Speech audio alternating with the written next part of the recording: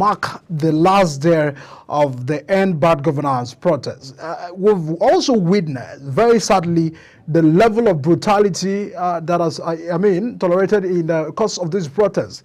We've seen the records and figures from the security agencies confirming the death of peaceful protesters, and which has also created an room for dialogue. All of this has been a concern that has followed the event of the End Bad Governance protest. But away from the fact that the consideration of who is to protest, do they have the right to protest? It's not even in the front burning again. What is imperative right now is the fact that as the government answer the questions and the demands of the protesters, as they begin to make move in addressing some of these issues, what were the jobs of government prior to the protests? What is the government currently doing?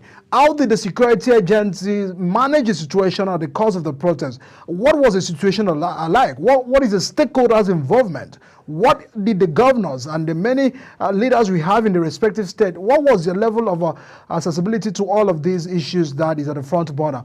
It's a big political issue, issue right now in the country, because there are several interpretations to that problem. There are several concerns about that issues and problem. But we'll be looking at these issues, and mostly the figure released by the Nigerian police and confirmed death as a result of the casualty in the course of the protest, which is paramount. Understanding the fact that during the NSAS protest, there were questions about police brutality, and now we have witnessed some of the peaceful protesters have petitioned the security agency calling for the sack of the IG. Is a consideration, because it ought to be that the security agency has to give protection to the protesters. But what was the case during the End Bad Governance protest is what we'll be looking at, of course, underscoring the fact that tomorrow marks the end of the proposed protest, which has already been a very big issue in the country politically.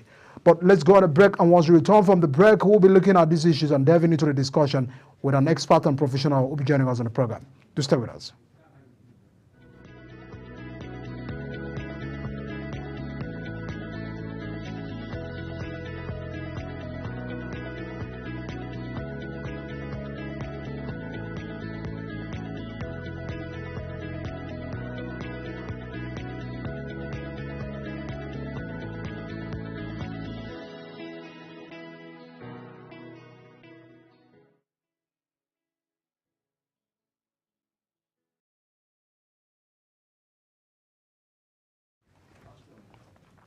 Many thanks, everyone, for assisting with us on the program. There are many concerns about what the situation really looks like, and that the measures that must have been taken to hold the officers accountable because of their pervasive actions, despite the continuous documentation and reporting of these incidents of police brutality, which has undermined the principle of justice and democracy in the country. But there are several factors in managing protests. One is the fact that there are also underlying issues and challenges that were already in the front burner that ought to have been addressed so as to avoid the protests. But what did the government do? What was the response of government? And what has been the situation right now? Do we have coffee in many states to cushion the pressure on the respective state we have in the federation? What was the response of the security agencies? And what was the intentions of the protesters? Well, my guest is a security professional who understands what it means for the protests and what it means for people to exercise their lawful right. And of course, will be giving us an insight better because of this program. I'm talking of Professor Ibrahim Abubakar. Thanks so much, Prof, for joining us on the program. You're welcome. Thank you so much. Yeah. There are many records from the Nigerian police in terms of recording casualties, both against the security agents and also the protesters. But there are questions we are asking. What would have been done to address this situation differently prior to that protest? And now that we had the protest scene, we've seen tear gas, deployed by the security agents in a way of managing. Some said there are also bullets that were shot against the peaceful protesters. In order to climb, Prof, what is the managing mechanism of such situation? Because lives have been lost. These were Nigerians who were hungry and felt that they could go to the street to express their anger through protests. But at the end of the day, they could not return back home alive. Is that what is obtainable in a democracy, Prof? Thank you very much. I think this situation, protest is a right. And if you want to know what it means in security, on security we have what we call citizen and human rights security. Protest is under citizen and human rights security. It's a right. It's not a privilege. And if this was noted weeks or months before the protest, mechanisms are supposed to be set in place to avert any incident of misconduct or whatsoever. And that is the duty of the security agencies, not just the police. There was no awareness created. There was no enlightenment forum. Secondly, what has the security chiefs done to avert this? We couldn't have any indent on what we call crisis management. So there was no crisis management. The mechanisms were not set in place for crisis management. Whatever, from what we gathered, are just vent of what we call anger management. We did not have anger management. No emotional intelligence. I have been discussing these issues for a long time. All security agencies, security managers, administrators, operators are supposed to be trained on anger management and also be trained on emotional intelligence. These are the way you can treat your people. This is not a protest that is supposed to go out of hands. The management mechanisms are just very, very open, that they will have managed this thing from that 1st of August. It will have not even got to 2nd of August. It's not supposed to last 24 hours because we know Nigeria and we know how Nigeria is built. So nobody is supposed to take advantage of the situation to commit anything. Now life are lost. Whose children? Whose children? And what have we done to make sure this don't happen again? Nothing. Nobody. Everybody. So does it look like they have not learned lesson from the end? I mean, the police brutality of 2020 there, the SARS protests. I mean, when you look at the fact that it was ought to be a lesson for the security agency, understanding how to manage protests in the 21st century. I'm coming. If you have looked at what has happened in 2020, which is just 4 years ago, and what has just happened of recent, then you find out that up to today, the security agents has not been trained on crisis management. There is no two ways about it. You can't do something you don't know about, how to manage it. So if we have not been trained on security crisis management, there is no crisis that we are going to manage. Remember, the arms they use, what was dispersed out, was allocated to somebody. So I am supposed to know that this was dispersed by Mr. A or B. You can't just come and tell us that it's unknown soldier or unknown police or unknown security man. That is not obtainable. Somebody shot, somebody killed. So who did? Are we going to continue to shade this apart, or are you going to tell us that just because you were not trained on crisis management, you were unable to manage the crisis? Does it really look like it was a self-defense for the security agency? Because when you look at the fact that the number of the protesters outweighs some of the security agents in some quarters, we have seen videos circulating. What do you feel? Was it their intention to protect themselves, and that was why they started shooting tear gas and bullets? No. I won't agree to that. It's just like in your house, you just come back and they said there is no meat in the house. Because of that, there's no meal for the evening. Are you going to sit down as the head of the family and just say, no meal, okay, no meal, everybody go and sleep? You have to also build your own way to manage the situation so that it cannot get out of hand, because it's already affecting them. What has our security chiefs done on our situation? None of them did anything. They only did what? They dispatched contingents of security men without adequate briefing to strategic locations. So That they is left not- other locations empty. That is not good enough. Where was the chief of defense staff? Where was the chief of army staff? What was the chief of naval staff? What was the chief of air staff? What was the inspector general of police? Where was the national security advisor? Where is the DG, state security service? Where is the DG, Nigerian civil defense, and where were these security apparatus? Where were these DGs? They are the chief of security. Did they go and address the protesters at any form? Do they say, okay, we are all involved in this thing. We are ready to march to the presidential villa. The president has to address us.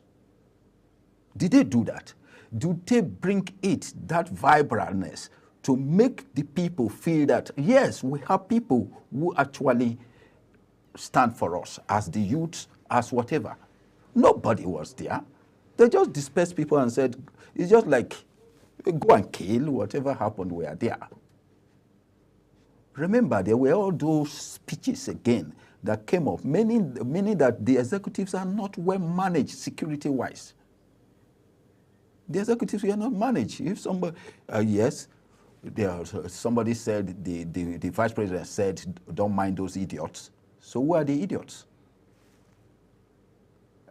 If you like, go and protest. Whether you protest from today to tomorrow, we are still here. Who are you speaking to? The same people. And even if you are in executive power today, very good.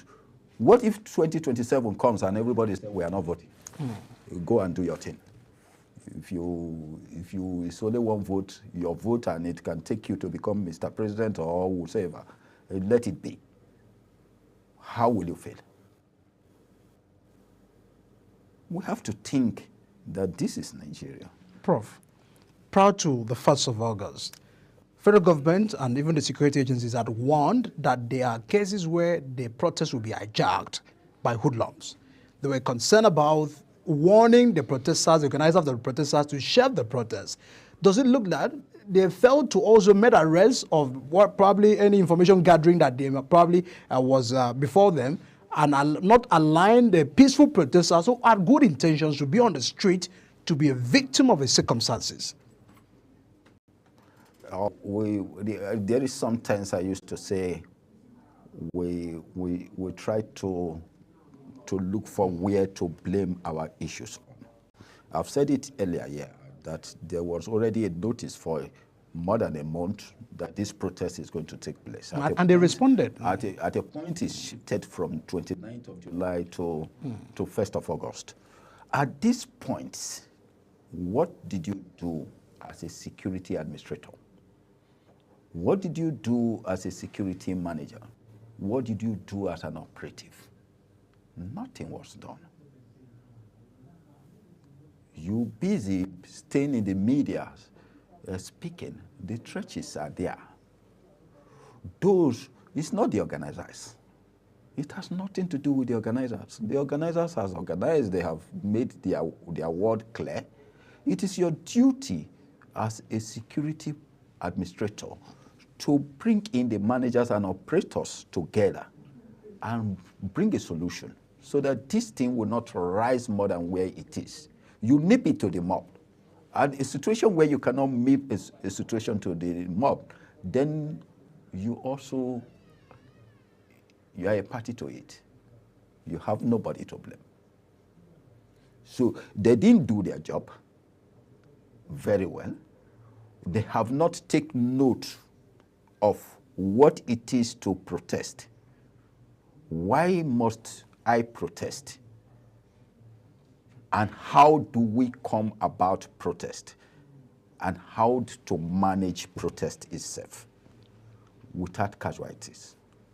We can manage protest without casualties very well, without causing any form of vandalism.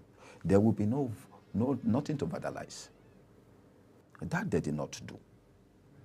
Because some of the concerns we had was that the security agencies ought to have protected the protesters.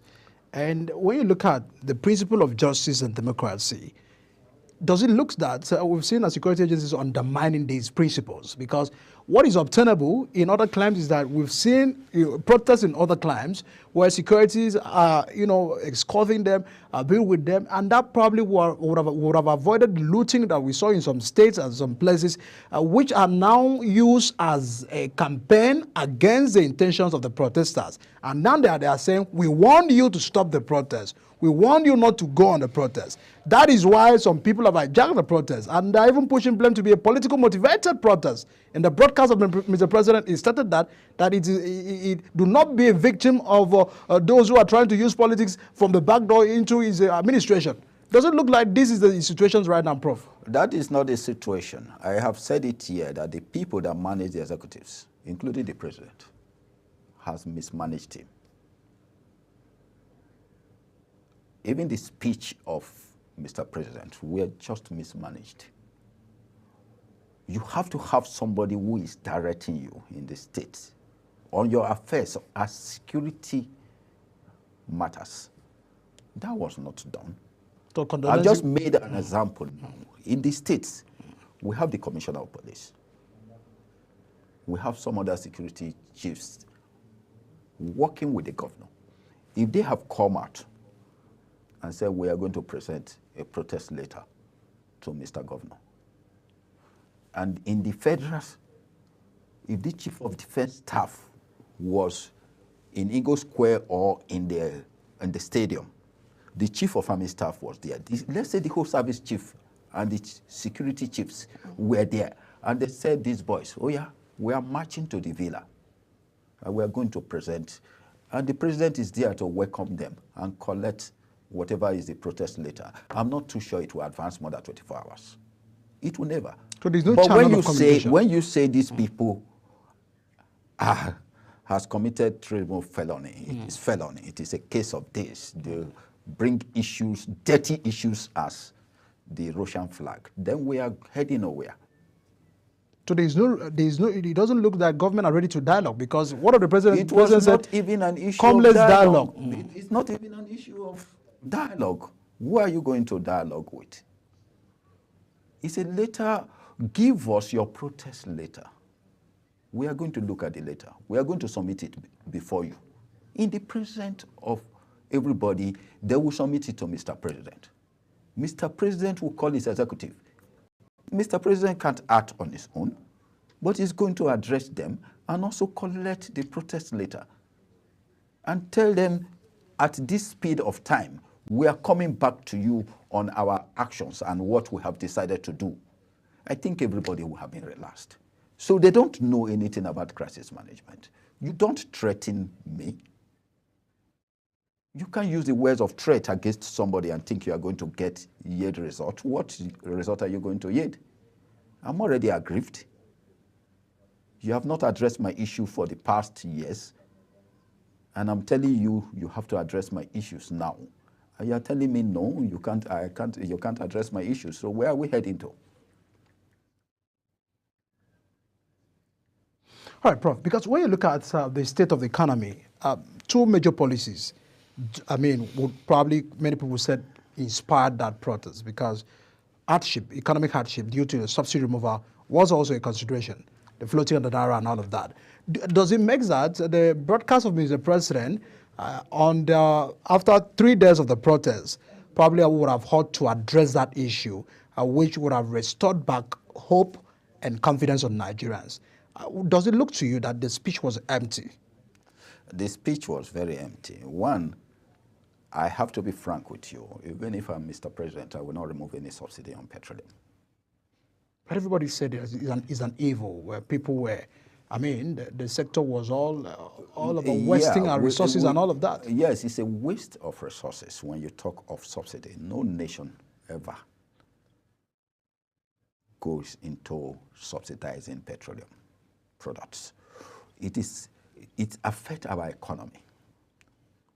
Seriously. There is where we get it wrong. And if we want to put it right, we can put it right. I will not give any contract for our refineries. No. The refineries will fix themselves. They know the truth. They know that we can fix those refineries to work to maximum. They know the truth. But I just want to ask one question. And that question that nobody has been able to answer or look into is, where have I baked bread for commercial purpose and give it to Mr. Samuel to be in charge of, who don't know how to bake bread?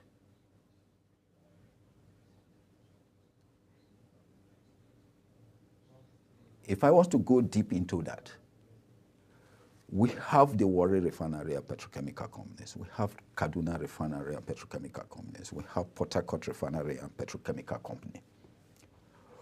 I am the MD. I produce the oil. I produce everything. And I give it to the so-called PPMC, who gave the allocation, who sell the product, that is not accountable to me. All the staff of PPMC drive all the luxurious cars. My staff and myself suffer. If the boiler spoiled, I write to the group chief executive officer for allocation of funds. By the time the allocations will come, that boiler is already spoiled. So in every refinery in the world, I refine, I sell. I monitor myself. I know how many, what I have produced. I know what I have sold today. I know how much money is in the account and everything. It is never done anywhere in the world. Only in Nigeria. Let's be very fair to ourselves. Only in Nigeria. You look at my profile. There is automatic gas terminal chambers are installed in Iraq. You can never have oil spillage in Iraq, even in the Operation Data Storm and the Gulf War. I have done 139 presentations in my country here. Why? Because they want to steal the oil. Let them come to challenge me. We have never, since 1972, we have never have a production as low as 2 million barrels. We are producing more than 5 million barrels. Let them tell us where the extra is. They will not allow these projects to work. Why? Because they steal. There is corruption, a lot of corruption. They know it. I've never had any project from a local government or state government or federal government. I've never asked for one, and I'm not begging for one. But I am a Nigerian. Let's address the issue of Nigeria. Let's see how it goes. But telling me that we have to subsidize oil, no.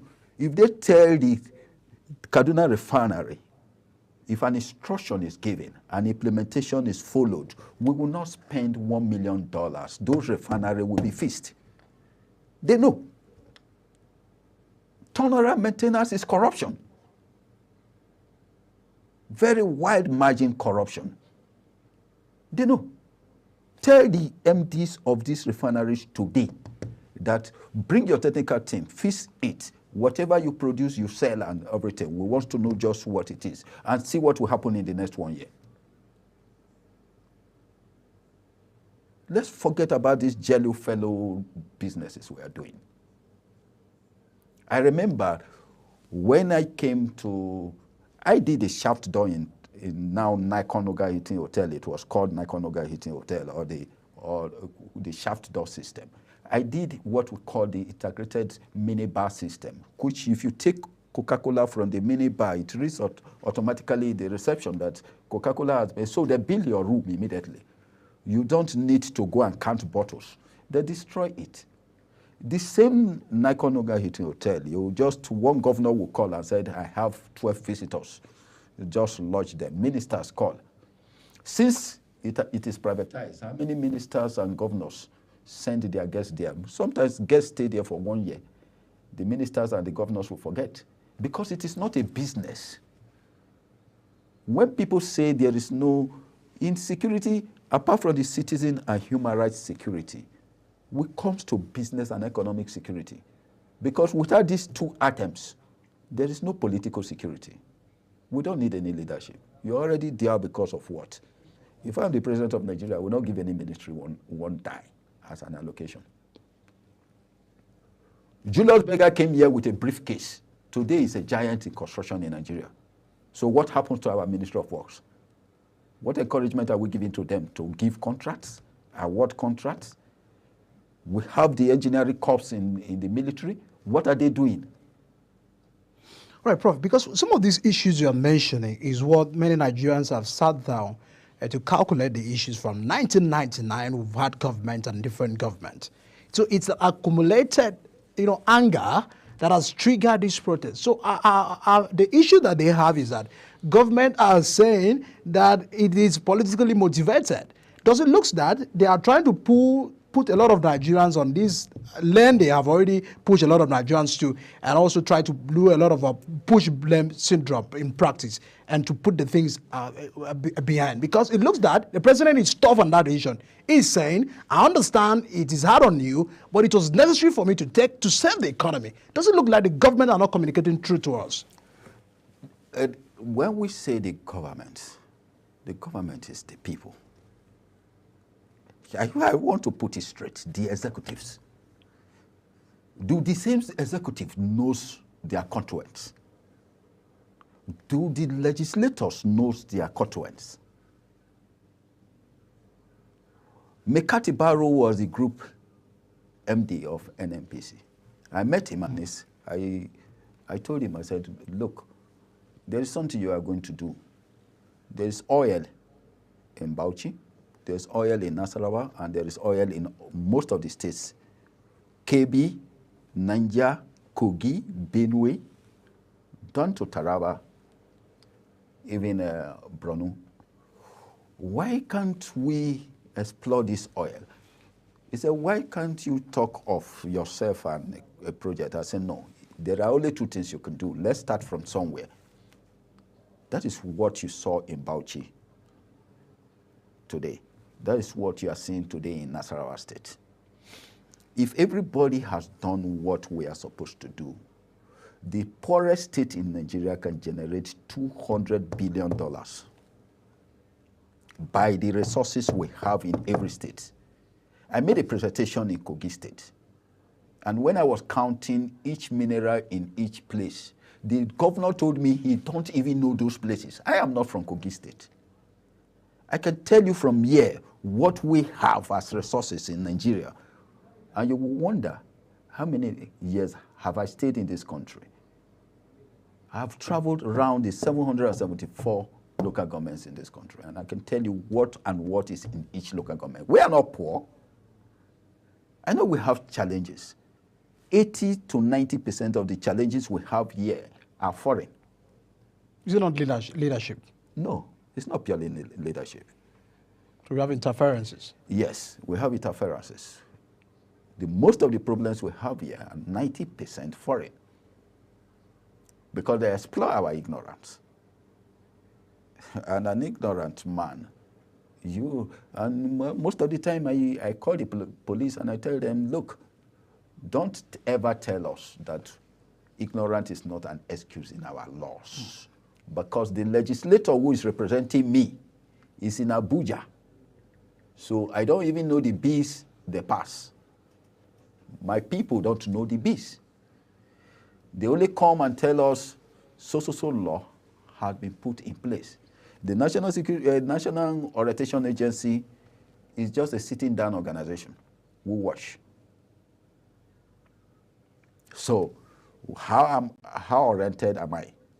The person who is also representing, who is in the House, is an Abuja politician. The senator is an Abuja politician who is looking to become only committee chairman and get contracts. So how many of them go back home and say, this is the bill that we are trying to go through, and what is your input? He is just a representative. So they have every right to go back home and come back here for just 1 or 2 days meeting and go back to their contours.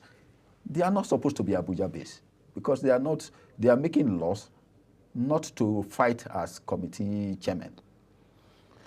All right, Prof. I understand you've traveled far and wide. You understand, as you just mentioned, over 774 local government we have in this country. What more can be done? Because the life of Nigerians is at stake. It now looks that the hardship is not going to just look, I mean, for 1 year we've been in the government administration of President Tinubu. Many persons said 8 years of Muhammadu Buhari was all about hardship. We cannot continue with the hardship again and again. Now more poorer, reducing a lot of Nigerians to be more poorer. Prof, what can be done urgently to address this situation? Because it probably may lose that government are out of ideas, because all the policies they are doing, is the people are describing it to be anti-people's policies. Before we wrap up, Prof. If somebody comes out and tell you, somebody comes out today and tell you, look, gentlemen, I finance my BA. What do you expect from that person? It's a business. You understand me? So I used to tell people, we don't have political parties. We have political platforms. Till the day we go back and organize what we call political security and bring parties into play where value will be taken into account. That is only when we can get it right. But for now, no. If I come here and I tell you I have 10 trillion, I want to become president, everybody wants to follow me. Not because I have the interest of the country, but because I have a deep pocket. And that is what is happening. So those who are not supposed to be there are there. To a man who said he had experience, he became governor of Lagos State, he transformed Lagos economy from a very low statistics to a high statistic compared to, I mean, almost a multi-billion economy. He said he's going to fix the country working from day one. Does it look that he's not working? I mean, it's not the same hands, he's bringing on board the same idea. Before we wrap up, Prof. When you were 20 years old, what was your composite? When you become 30 and 40, what was your composite? So you look at the composites. If that is still what we have today, what I was to do 10 years ago is not what I'm going to do today. We have to look at that very well, critically. He may just come and said, let that name, Mr. President, I was once a president of Nigeria, be just the hallmark. Finish.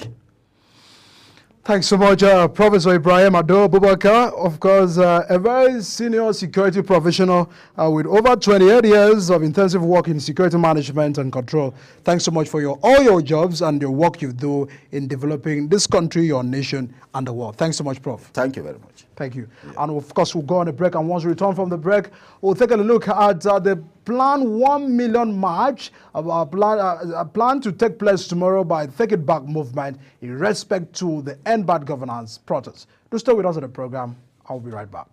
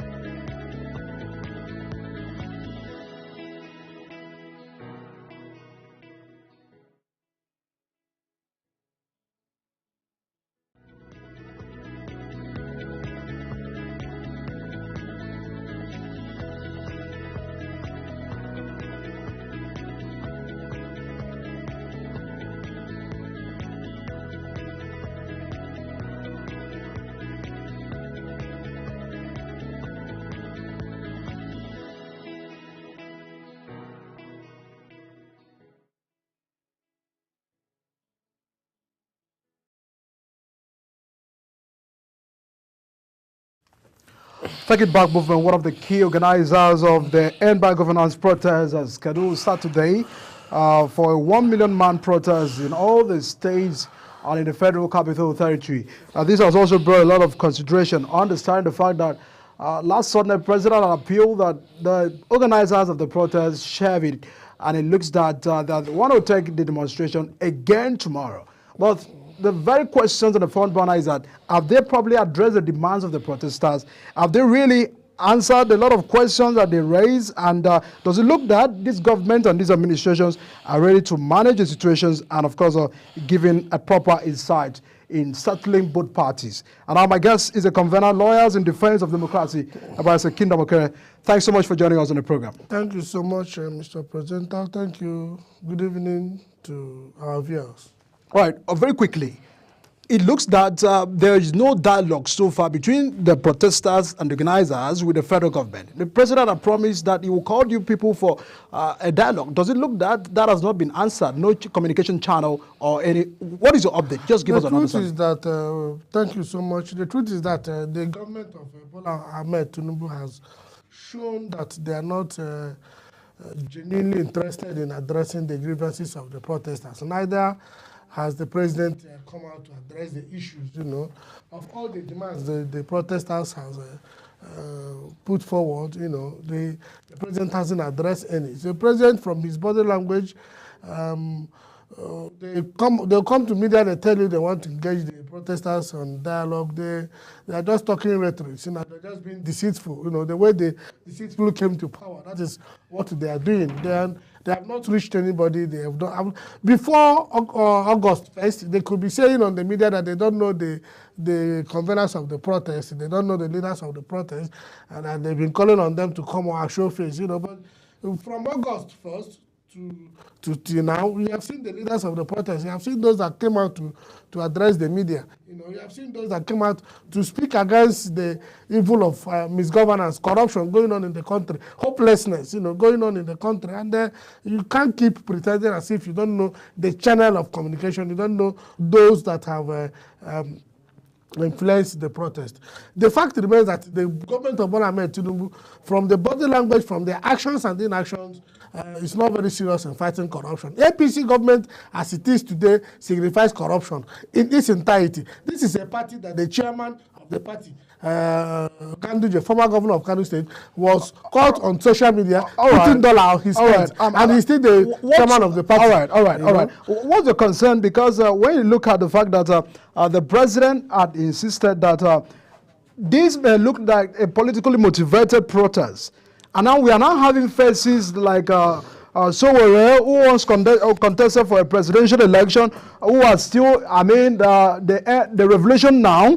We've also had faces like Deji, who are also people supporting Sowore, and the good faces that are pioneering these, like the big faces you may say about these protests. So it now looks that the president is somehow right in his justification that this is a political motivated protest. Don't it look that this is sponsored? Like I told you, the sponsors of this protest is bad governance, corruption, looting of public treasury, hunger.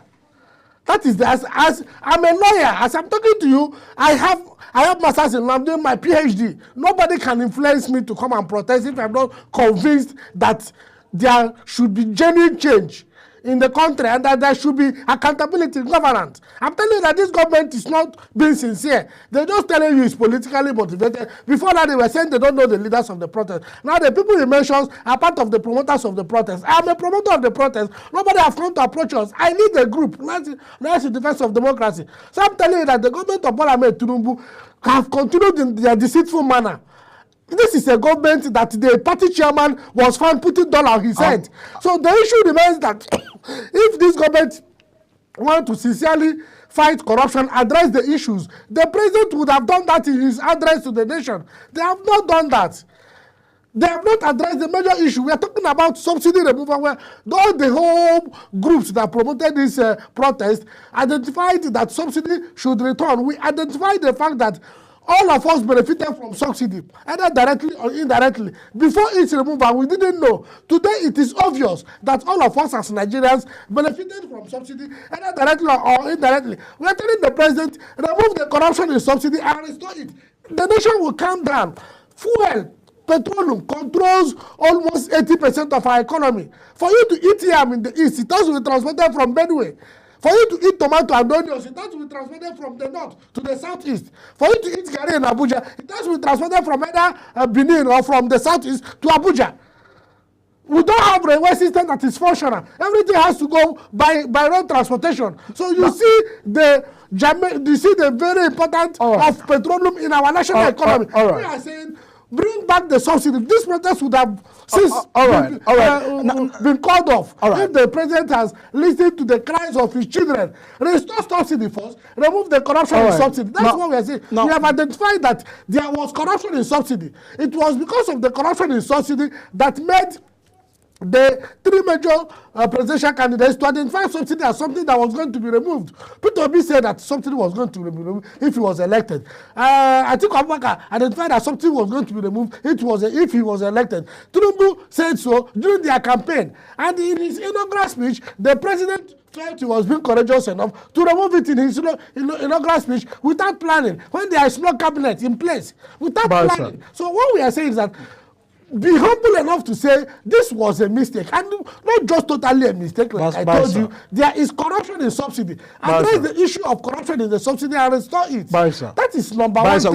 We are trying to move forward. Now, it looks that in the broadcast of the president, he had reiterated that he understands that the subsidy, removing subsidy was a very painful decision he has to make for that affected a lot of life of Nigerians, but it's necessary for the future of this economy. But away from that issue, now, he has also reeled out some plans that was to cushion the effect of the subsidy removal. Are you saying that all the government are spending from the reserve of the subsidy and from the government treasury to cushion the effect of subsidy removal is not working? It's not working, not just because the president have not addressed them or did not adequately address them or plan properly. Like I said, by the time he removed subsidy in his presidential inaugural address, there was no cabinet in place. But then we have also heard that the president has doled out several palliative, to the states, and you find out that the governors at the state level and the subnational level, they are emperor. These governors are not helping matters. They are as corrupt as Nebuchadnezzar. These governors are very wicked because most resources that supposed to go to the local government have failed. The president should be commended as his attorney general for initiating the judicial proceeding that have now given local government autonomy. And we are calling on the president that from this month, that now that the judgment has been given by the Supreme Court, they should start withholding the allocation of local governments that are not democratically elected and put it in an account, so that when those local governments are not democratically elected, the allocation will not go to them. The president should implement it immediately, because these governors are very wicked. They have, over the years, killed governors at the grassroots level. All the allocations, have you seen the huge amount that goes to the states since the inception of this administration, since subsidy was removed? Because subsidy is no longer being paid, so there is now more money in the monthly allocation. And nobody is feeling it at that subnational level. So for the governors, it equals to more money to loot. So we are saying that these governors are not patriotic. They are not helping the president. So the president should come out directly, address the issue that all of us have now identified as to going direct, benefiting direct to Nigerians, which is issue of subsidy. Even if it means that a certain percentage would be withdrawn from the state allocation to subsidy, to fund the restructured subsidy. If corruption is removed from the subsidy, do it, because we have now realized that all of us benefited from it. So giving more allocation to the state governors equals to more money to loot for them. All right, just before we wrap it up, the proposed 1 million march, what is the inspiration behind that? Is it that because in the FCT we went on the street, nowhere is protesting anymore, the march at the Abiola Stadium is looked at, is not even safe again for protesters to go. What is the intention of the 1 million march tomorrow?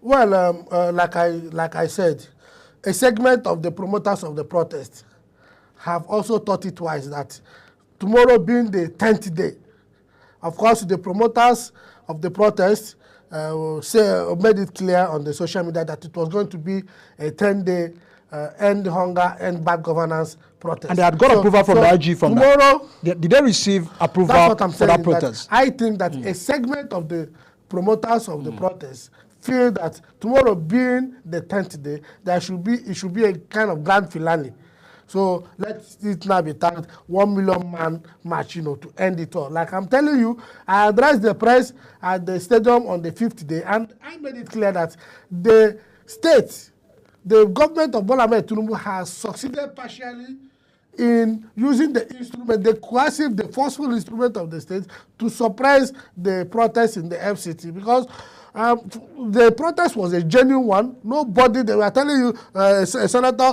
they've advertised a senator sponsored. All those things are lies and rhetoric. Nobody sponsored anything. People that came out are people that came out, they believe in genuine agitation for the end of bad governance and corruption. And you came the first day, you were tear gassed, you inhaled tear gas as if you're inhaling oxygen. The second day, the same thing. Third day, the same thing. For the fourth day, it was like a hell, as if they opened the entire armory of the Nigerian police in the FCT, and they brought out all the tear gas. And that 5th day caused severe damages to some of the genuine protesters. They inhaled tear gas like never before. Most of them developed chest pain the following day. So while running helter-skelter, jumped into gutter, they broke their legs. So that was the negative effect of what you saw on the 5th day. There was low turnout, and that was why I now addressed the press and said that partially they have succeeded in using the instrument of the state to nip the protests in the board in the FCT. And from that day till now, you have not seen any of the protests. And of course, the police and the military also threatened to use live ammunition at the MK Abiola Stadium. So which the court had ordered that the protests in the FCT should be designated to. Should be designated to. Not only they came there to use live ammunition, they also imported their thugs to meet the peaceful protesters at the very designated site where the government have asked the protesters. Are you likely bothered that if this protest takes place tomorrow, the repeat of the segment? I understand that the segment of the protest. Segment of the promoters of the protest that are saying 1 million man march. It's already falling attention. That's why I'm asking this question. And now we are considering, would it be that likely what happened on the first or the second day may likely be the repetition of that same event at tomorrow's protest? Which lives have been lost? We've also had records of casualties in some regions and in some states. Does it look that if people are now persuaded again to go back to the street for another protest, it looks that it might get worse? Tomorrow I wouldn't want to preempt some of our comrades.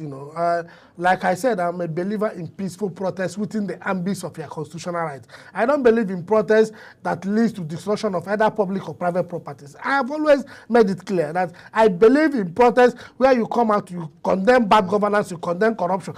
That shouldn't lead you to destroying property of your fellow citizens or public properties. So I wouldn't want to preempt some of our comrades that may want to come out tomorrow to express themselves. If I have need to come out tomorrow, I will still come out to express myself as to the issues that we have been clamoring for, which is bad governance, corruption, end to hopelessness, the issue of hunger in the land, address it genuinely, not this kind of political fight against insurgency and banditry, that the bandits will not allow our farmers to go to farm and produce food for Nigerians. So I am saying that I wouldn't want to preempt anybody. If I have need to go to MK Abiola Stadium tomorrow, I will go there. Thank God we have a very proactive media in Nigeria. With our media partners, we will go there tomorrow to address the issue of hunger in the land, to address the issue of corruption. We can't be suffering. Our members in the National Assembly are enjoying their SUVs. We can't be suffering. The president is building a house for the vice president, what billions of naira. We can't be suffering in Nigeria. We don't see food to eat. The president is subsidizing Hajj. This thing that is a religious thing that is personal between you and your God. If you think you have the financial capacity to go and pray to your God, you go. It shouldn't be the business of the state. And you see, misplacement of priority. So we can't be suffering. There's no food to eat. The politicians are still living flamboyant lifestyle. Earning the members of the House of National Assembly earning almost between 25 to 30 million naira a month. When people are earning 70,000 naira, that cannot cook a pot of soup for them in 30 days. So you see some of this situation, All right, you see hopelessness in the All right, land. You see corruption in the land. So if you have opportunity to come out tomorrow, we will come out and speak against this evil. All right. Not going to destroy government properties. All right. Always count me out. Any protest that leads to destroying right, government property sir. or properties of your fellow citizens, count me out. But with our proactive media partners, Bye, sir, if thank we you. go there tomorrow to speak out against bad governance, count me, I will be the number one that will go there and speak against bad governance. Very last. After tomorrow, what next? Because it looks that if the answers, the demands of the protesters are not addressed, what will be the next action after The tomorrow? next action, we keep talking. We keep talking. Thank God for social media. Thank God for the media. We can write articles. Keep on. Your program is Big Talk. It illustrates the activities of government. Your program won't stop upon the end of the 10-day protest. So we'll keep talking. We still see constructive criticism helps a government that means well. It is when you are constructively criticized that you know the areas you should do better and the areas you are not doing well. So we'll keep talking, we'll keep telling government what they should do right and what they have done wrong. We'll keep doing that. Convener, lawyers in defense of democracy, Barrister Kingdom Okere, thanks so much for joining us on Big Talk tonight on the program. Thank you so much, it's a pleasure. And of course, I might just a last statement of the word that the level of brutality is intolerable because it is imperative that measures be taken to all the officers accountable. But there is a pervasive lack of action despite the continuous documentations and reporting of these incidences. So we are calling on our security agencies against Shimoro that police brutality is highly discriminated, and of course this shouldn't be allowed in the cause of people championing their protests rightfully, which is backed by the law. You have to protect the lives and properties of the people. You have to protect the protesters. You have to protect the journalists and everyone if they go on the street for the protest tomorrow. That's the size of a package on the program Big Talk tonight. Thanks so much for joining us. And of course, thanks so much for joining us on the program. If you have your reactions and concerns, please do want to drop it on the comment section. We'll take it on next week. My name is Deacon Michael, your host. God bless the Federal Republic of Nigeria. Yeah.